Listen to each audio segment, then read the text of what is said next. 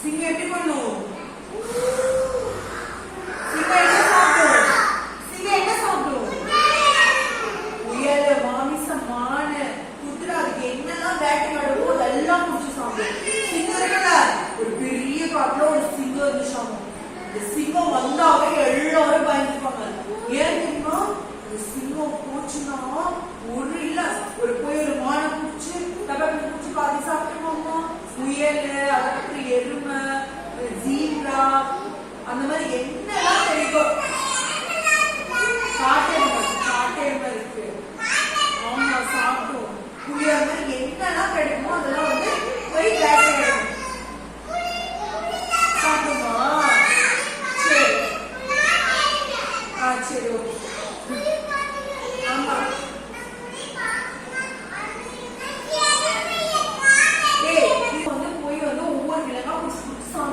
ஆமா, அதனால காட்டு ஒரே ஒரு சிங்கம் தான் எல்லா மாதிரி பண்ணிட்டு இருக்கு. அதனால மித்த விலங்குகள்லாம் பயந்துச்சு. இது ஏன் இப்படி வந்து நம்ம எல்லாத்தையுமே கடிச்சு நீங்க சாப்பிட்றீங்க, நாமே வந்து தினம் ஒவ்வொருத்தரும் உங்களுக்கு வந்து உணவுக்காக வந்துடுவாங்க, நீங்க உங்க புகையிலே இருந்துக்கோங்க சிங்கராஜா அப்படின்னு இருக்கணும்.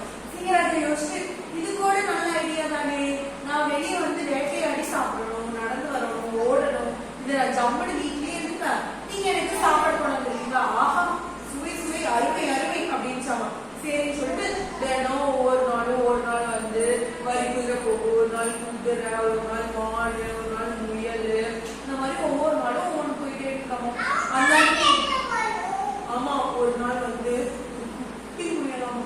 அந்த குட்டி முயல் தான் அதோட சிங்கத்தோட சாப்பாடாமா. எங்க அம்மா வந்துச்சு, நீ தானே நீங்க சாப்பிட போகணும்னு அது ரொம்ப பயந்துட்டே இருந்தாங்க.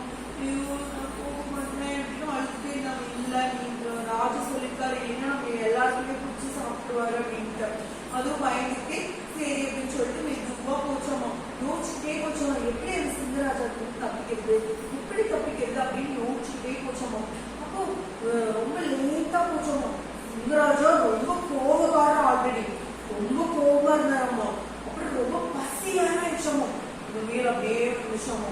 ஏய் என்ன இவ்வளவு நேரம் ஆச்சு, எவ்வளவு பசியா இருக்கு தெரியுமா அப்படின்னு அந்த சிங்கம் அப்படியே மறட்டி கேட்டுச்சோமோ.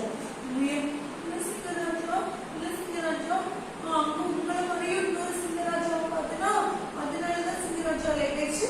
இந்த காட்டுல எடி மாதிரி இன்னொரு சிங்கமா எங்கேயும் சொல்லு வந்து நான் பாக்குறேன் அப்படின்னு சொல்லிட்டு கோபமா சொல்லிச்சோமா. ஒரு பசியெல்லாம் விட போயிடுச்சோமா. அப்படியே வந்துச்சோம். அந்த முயல் வந்து கூட்டிகிட்டே வந்துதாமா. இங்க வாங்க இங்க வாங்க இங்க எங்க கூட்டிட்டு போயிட்டே இருக்கா, எங்க அந்த சிங்கம் சொல்லு